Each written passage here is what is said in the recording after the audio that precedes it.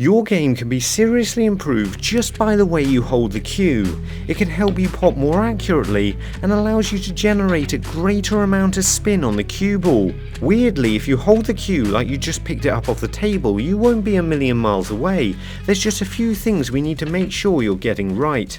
Ideally, you want your forefinger and thumb to be wrapped around in a way that doesn't leave your cue any space to wobble around. But you still want this to be loose enough that it allows your cue to go backwards and forwards on a parallel line. But even if you get this right, you could still miss pots if your wrist isn't in the correct position. It's the wrist angle that you really want to get right, because this can be turned in towards your body or rotated away. This isn't anywhere near as natural as just picking up the cue in your hand. Most will play with the top part of their hand at the same angle as their arm. This makes my wrist move at exactly the same angle as my elbow, so it all should go backwards and then forwards on the same line.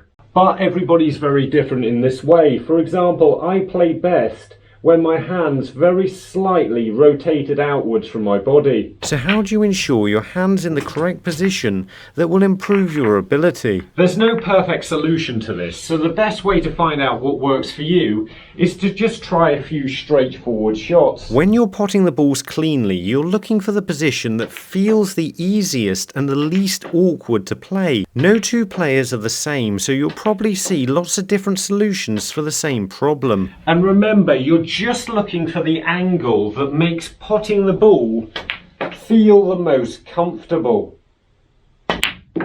The only thing we haven't looked at yet is the back three fingers of the grip, because players tend to do this very differently. Mark Allen, for example, keeps these fingers wrapped quite close to his cue at all times, whereas Jack Lazowski actually takes all 5 of his fingertips off the cue at the back of his shot. As this is something that everybody does differently, it's impossible to recommend the perfect grip. So to help you discover your best grip and how tight you should be holding the cue, I've created some special bonus tips.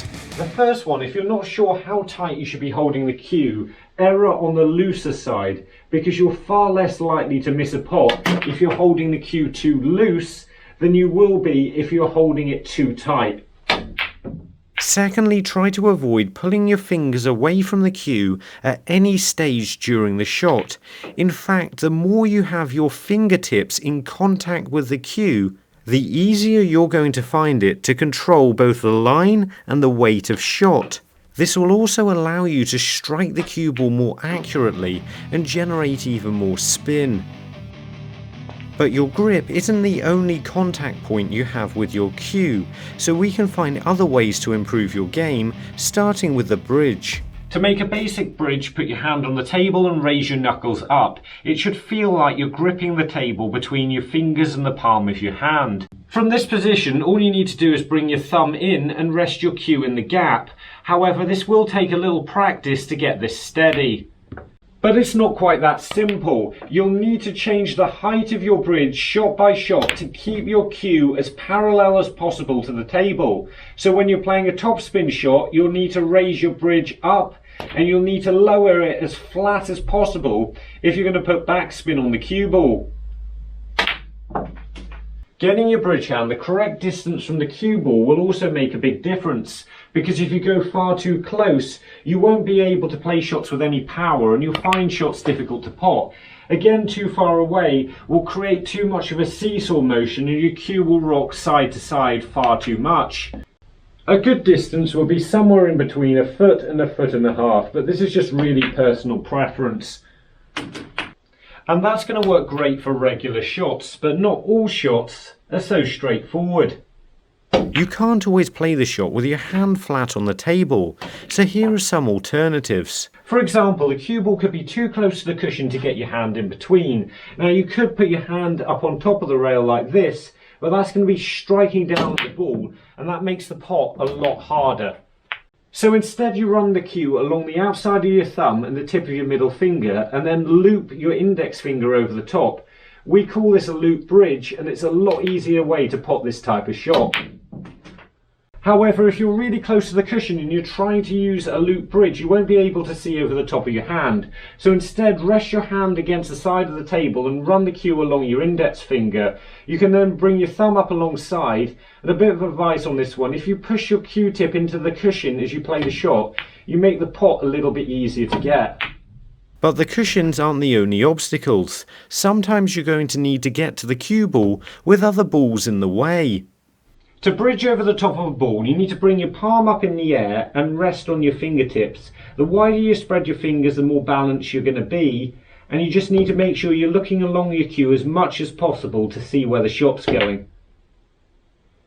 If you need even more height than this, you can rest the cue across your thumb. It will feel a bit weird, but it's the best way of playing this type of shot.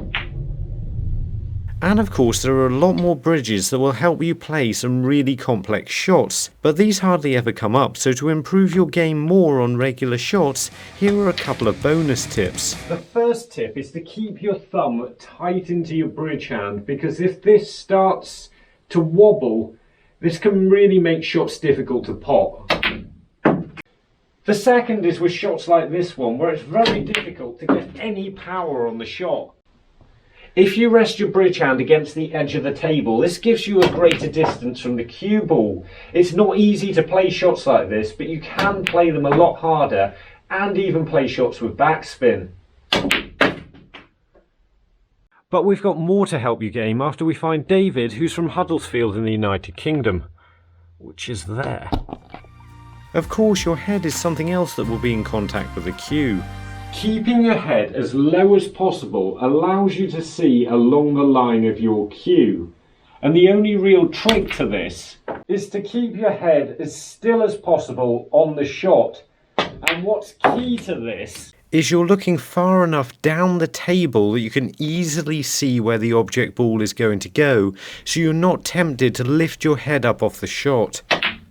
Because if you lift your head up off the shot for any reason, you're not going to be able to see where you're aiming, and you're probably going to move offline. But you also need to be able to see where you're aiming on the shot. So to help with that, I've created a special bonus tip to help explain how to sight the shot as accurately as possible. Everybody sights the shots differently, so you're going to have your own unique place where you put your head on the cue. This matters because if it's the wrong place, you won't be able to see along the line of the shot. However, just like picking your cue up off the table, you're going to naturally find the right position that allows you to see along your cue fairly straight. I'll link a video at the end that explains how to do this better. The majority of players rest their cues against the side of their bodies during a shot. This keeps it on line and prevents it from wobbling out of position. The only mistake you can make here is to pull the cue in too tightly. This can cause you to tense up and even sometimes drag the cue around the corner of your body. Instead, what you want to do is just rest the cue very loosely against yourself. You want to feel like this is just grazing the side of your body rather than being pulled in with any force. After a time, this gives shots a secure, natural feeling. But it also does something else. And this can be really helpful, and that's why I created a bonus tip to explain. Because the cue's resting against the side of my body, potting the ball will be determined by my body position and where I'm standing. So I need to stand in the right place in order to pot the ball, and the more accurately I'm standing, the more likely I am to pot it. Once you know exactly where to stand, it's almost like being locked in the exact position to pot the ball. I've already made a video that explains exactly how you do this. Or have a look at the other video that explains how you sight the shot as best as you possibly can. And remember, don't just watch, play, and make the commitment to becoming a better player by subscribing to the channel and visit the website. See you later.